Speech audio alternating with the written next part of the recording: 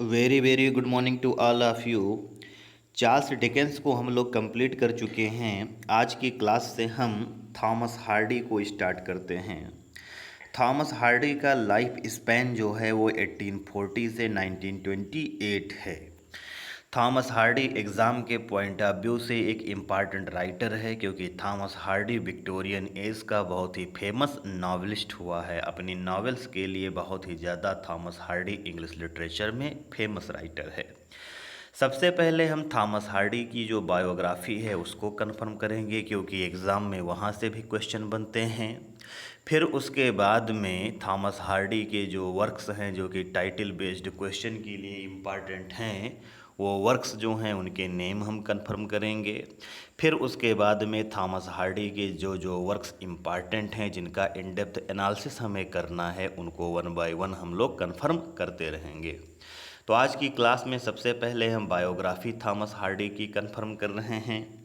Thomas Hardy का जो birth है वो 2 जून 1840 को हुआ था। थॉमस हार्डी का जो बर्थ प्लेस है वो है हायर बॉकहैम्पटन, जो कि स्टिनफोर्ड में पड़ता है। स्टिनफोर्ड जो कि डोरसेट में पड़ता है। डोरसेट जो कि इंग्लैंड में पड़ता है। यहाँ पर थॉमस हार्डी का बर्थ हुआ था। थॉमस हार्डी का जो फादर है उसका भी नेम थॉमस हार्डी था। मतलब थॉमस हार्डी जो कि हमारा राइटर है, उसके फादर का भी नेम थॉमस हार्डी था। थॉमस हार्डी का जो फादर है थॉमस, वो एक स्टोन मैसन था। स्टोन मैसन का मतलब होता है पत्थर लगाने वाला कारीगर। घरों में जो पत्थर लगाए जाते हैं उनका जो कारीगर होता है उसको हम स्टोन मैसन कहते हैं। तो थॉमस हार्डी के फादर एक स्टोन मैसन तो थे ही, उसके साथ ही साथ वो एक लोकल बिल्डर भी थे। मतलब घर बनवाने का भी वो काम करते थे। थॉमस हार्डी की जो मदर थी, मदर का नेम जेमिमा था। और थॉमस हार्डी की जो मदर थी वो वेल एजुकेटेड लेडी थी, क्योंकि थॉमस हार्डी जो है उसने जब अपनी स्कूलिंग स्टार्ट की है उससे पहले की जो उसकी बेसिक एजुकेशन है वो घर पर ही हुई है। थॉमस हार्डी की मदर घर पर थॉमस हार्डी को पढ़ाया करती थी। मैंने ये मेंशन भी कर दिया है, सी टाट मतलब थॉमस हार्डी की मदर ने पढ़ाया था थॉमस हार्डी को until he went his first school. Thomas Hardy ने अपना पहला स्कूल स्टार्ट किया, उससे पहले थॉमस हार्डी को घर पर ही थॉमस हार्डी की मदर जो हैं वो पढ़ाया करती थी। अब हम थॉमस हार्डी के एजुकेशन की बात करते हैं। थॉमस हार्डी ने ज्वाइन किया था, स्कूल ज्वाइन किया था, स्कूल जाना स्टार्ट किया था। वो स्कूल जो था वो बॉकहैम्पटन में था। थॉमस हार्डी जब 8 साल के थे तब उन्होंने स्कूल जाना स्टार्ट किया था और अपनी बेसिक एजुकेशन जो है वो बॉकहैम्पटन में पाई थी। उसके बाद में थॉमस हार्डी ने अटेंड किया था मिस्टर लास्ट की एक एकेडमी थी। मिस्टर लास्ट पर्सन का नाम है। उनकी एक एकेडमी थी जिसका नेम था फॉर यंग जेंटिलमैन, ठीक। और ये एकेडमी जो है वो डॉरचेस्टर में पड़ती थी। इसको थॉमस हार्डी ने बाद में ज्वाइन किया था और यहाँ पर थॉमस हार्डी ने सीखा था लैटिन लैंग्वेज सीखी थी यहाँ पर। थॉमस हार्डी की कोई भी यूनिवर्सिटी एजुकेशन जो है वो नहीं हुई है। होता क्या है, थॉमस हार्डी जब 16 ईयर ओल्ड होता है, 16 साल का होता है, तो थॉमस हार्डी जो है वो अप्रेंटिसशिप स्टार्ट कर देता है जॉन हिक के अंडर में। जॉन हिक जो होते हैं वो एक आर्किटेक्ट होते हैं और इन्हीं के साथ रहकर थॉमस हार्डी जो है वो आर्किटेक्ट का जो वर्क है वो सीखना स्टार्ट करता है। इसके बाद में थॉमस हार्डी जो है वो लंदन जाता है और लंदन जा कर के वो वर्क करता है। एक बहुत ही फेमस आर्किटेक्ट होते हैं जिनका नेम आर्थर ब्लूमफील्ड होता है। इनके लिए लंदन में इनके साथ आर्किटेक्चर का वर्क करना हार्डी। थॉमस हार्डी जो है वो फेल इन लव होता है। थॉमस हार्डी को प्यार हो जाता है एक लड़की से जिसका नेम होता है ट्राइफेना स्पार्क्स नाम होता है। इसके साथ थॉमस हार्डी को लव हो जाता है, लेकिन थॉमस हार्डी जो है वो मैरिज करता है। एमा गिलफोर्ड नाम की लड़की से उसकी शादी होती है।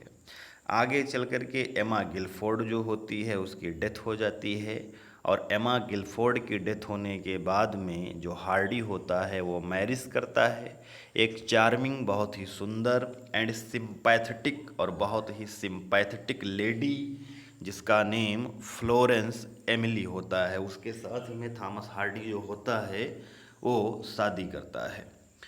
फिर इसके बाद में नेक्स्ट पॉइंट हम डिस्कस करते हैं कि थॉमस हार्डी की डेथ कब हुई है।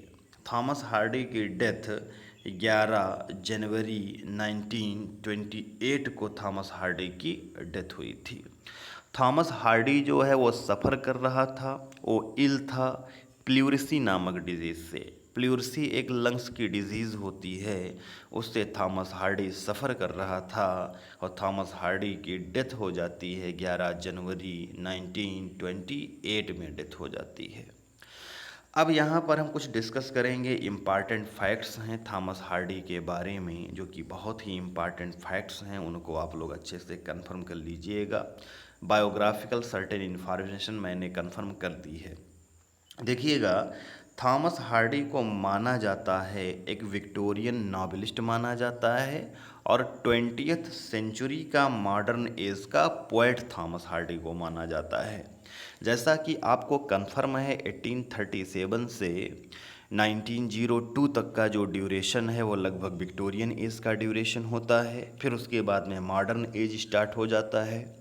थॉमस हार्डी की डेथ 1928 में हुई है। इसका मतलब थॉमस हार्डी जो है इससे भी साथ ही साथ मॉडर्न एज से भी बिलोंग करता है। लेकिन थॉमस हार्डी को जो क्रिटिक्स हैं, जो आलोचक हैं, उन्होंने विक्टोरियन एज का नॉवेलिस्ट बोला है थॉमस हार्डी को और मॉडर्न एज का पोएट बोला है थॉमस हार्डी को, क्योंकि थॉमस हार्डी की फेमस नॉवेल्स जो आई हैं वो विक्टोरियन एज में आई हैं और थॉमस हार्डी की जो पोएट्री है वो मॉडर्न एज वाली पोएट्री थी। इसलिए थॉमस हार्डी को विक्टोरियन एज का नॉवेलिस्ट बोला जाता है और मॉडर्न एज का पोएट बोला जाता है थॉमस हार्डी को।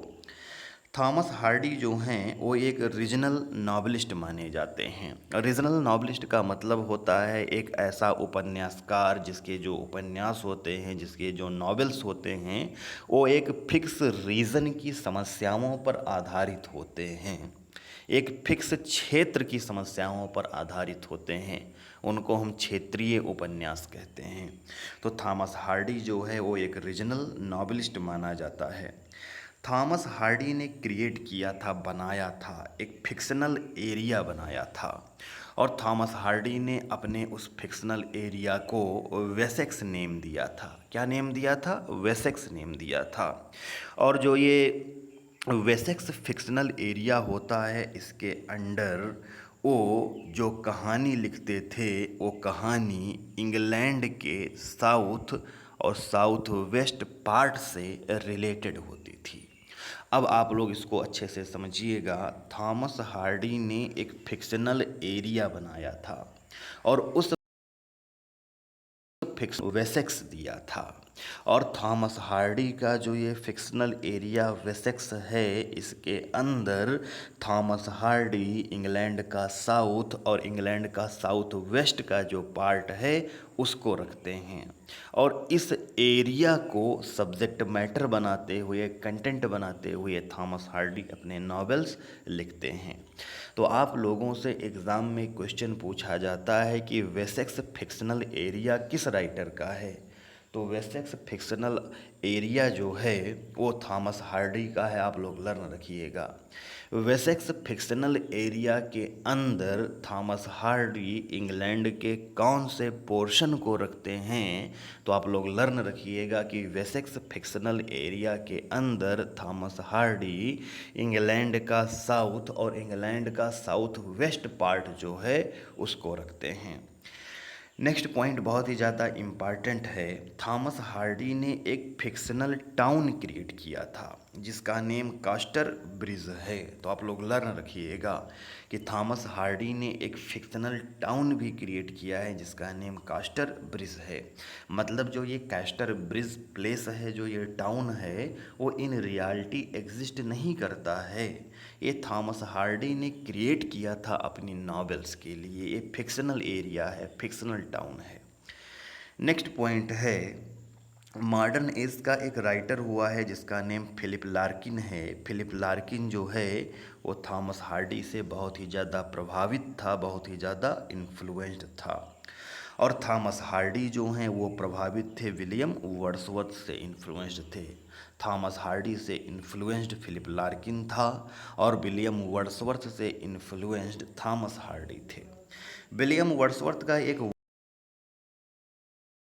वर्क है जो ये लीच गैदरर वर्क है, इसको थॉमस हार्डी बहुत ज़्यादा पसंद करते थे और ये थॉमस हार्डी का फेवरेट वर्क था।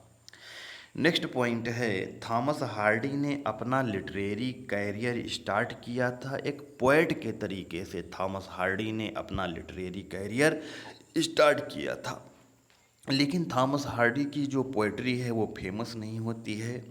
थॉमस हार्डी का जो वो लिटरेरी कैरियर होता है पोएट वाला, वो एक फेलियर कैरियर साबित होता है। फिर उसके बाद में थॉमस हार्डी जो हैं वो नावल लिखने की तरफ खुद को टर्न करते हैं। तो एग्ज़ाम में क्वेश्चन भी पूछा जाता है कि थॉमस हार्डी ने अपने लिटरेरी कैरियर की स्टार्टिंग कैसे की थी। एक नावलिस्ट के तौर पर की थी, एक एसेइस्ट के तौर पर की थी, एक पोएट के तौर पर की थी, एक ड्रामेटिस्ट के तौर पर की थी, या एक शॉर्ट स्टोरी राइटर के तौर पर की थी।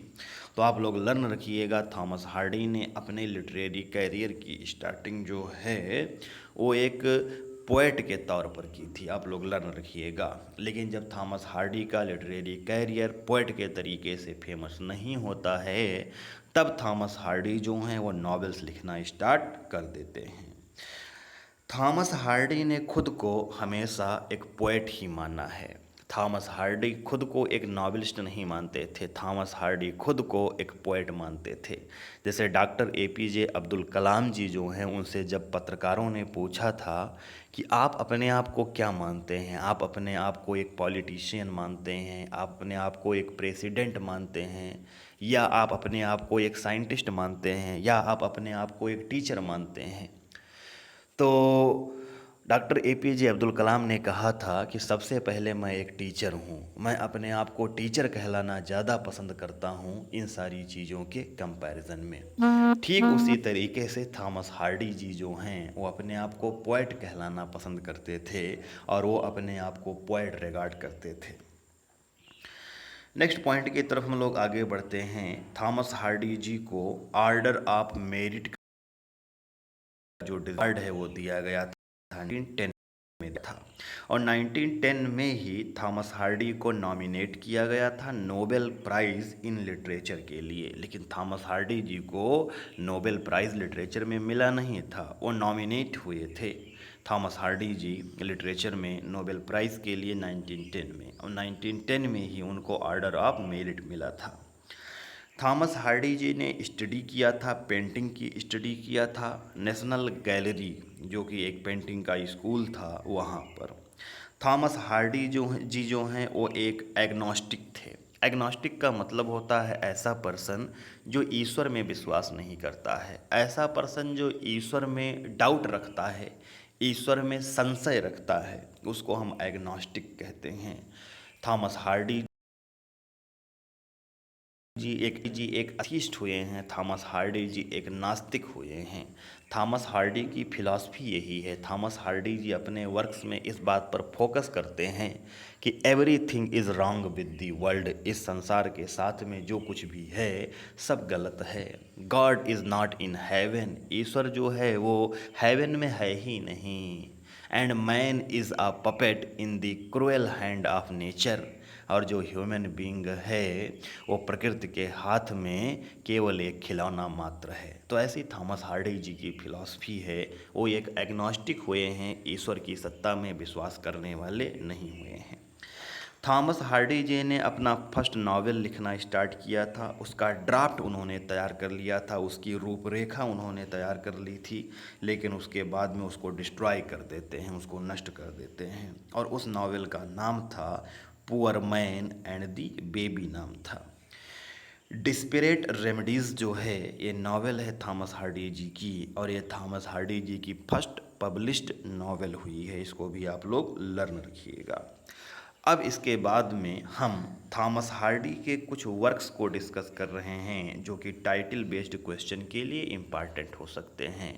मतलब आपसे एग्ज़ाम में क्वेश्चन पूछा जाता है कि इनमें से कौन सा वर्क थॉमस हार्डी का है या इनमें से कौन सा वर्क थॉमस हार्डी का नहीं है।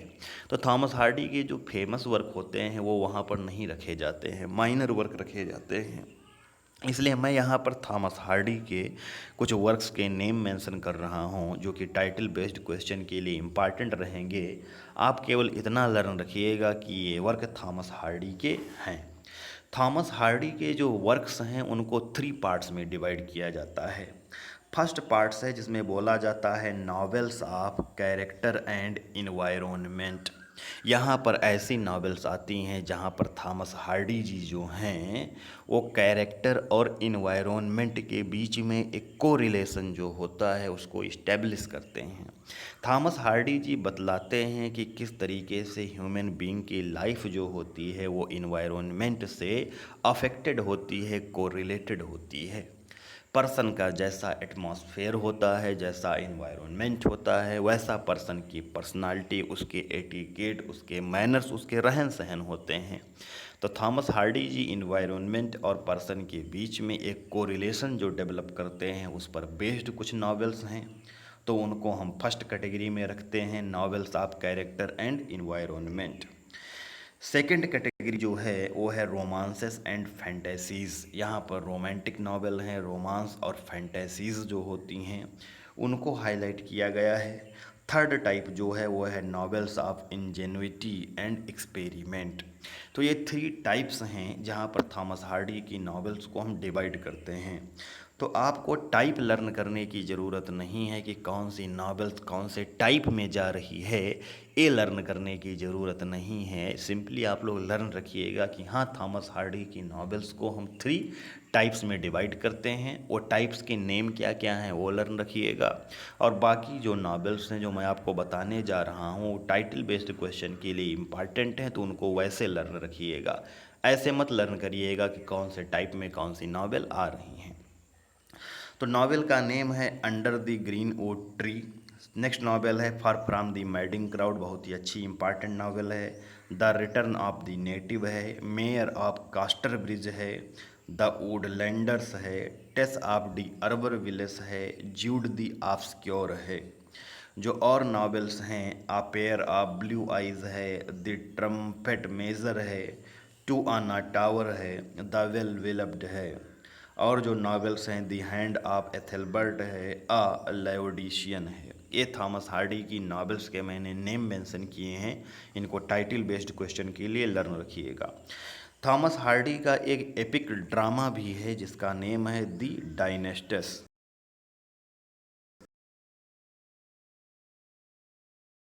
ठीक, ये एपिक ड्रामा है जिसका नेम डायनेस्टस है। इसका भी नेम लर्न रखिएगा टाइटल बेस्ड क्वेश्चन के लिए। तो आज की क्लास में हम लोगों ने थॉमस हार्डी की बायोग्राफी को कंफर्म कर लिया है। थॉमस हार्डी के जो वर्क्स हैं जो कि टाइटल बेस्ड क्वेश्चन के लिए इम्पॉर्टेंट हैं हमने उनको भी कंफर्म कर लिया है। और फाइनली कल की क्लास से हम थॉमस हार्डी के जो इम्पॉर्टेंट नॉवेल्स हैं वो जिस तरीके से इम्पॉर्टेंट हैं उनको कंफर्म करना स्टार्ट करेंगे। तो आज की क्लास के लिए इतना ही। Thank you very much to all of you.